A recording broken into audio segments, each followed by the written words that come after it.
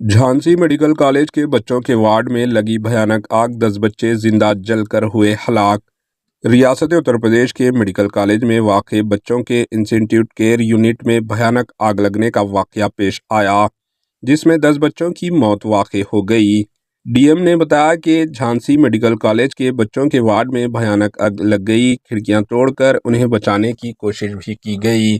बाज़ बच्चों के झलस जाने की इतलात हैं। डीएम के मुताबिक 10 बच्चों की मौत की इतलात मिली है, जिस पर चीफ मिनिस्टर उत्तर प्रदेश योगी ने इस हादसे पर गहरे रंज का इजहार किया और वो सूरत हाल पर नज़र रखे हुए हैं। इन्होंने अंदरून 12 घंटे इस वाक़े की रिपोर्ट भी तलब कर ली।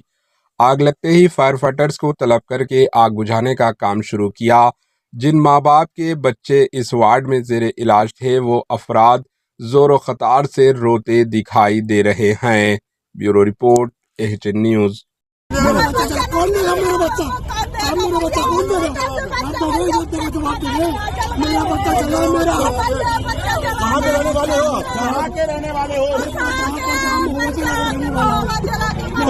कब हुआ था बच्चा?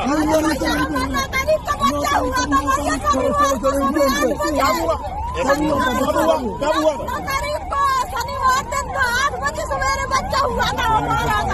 हमारे बच्चे के आगे लगा दी ना, पहले चल गए। अच्छा, आप वहाँ थी उस समय? क्या हुआ?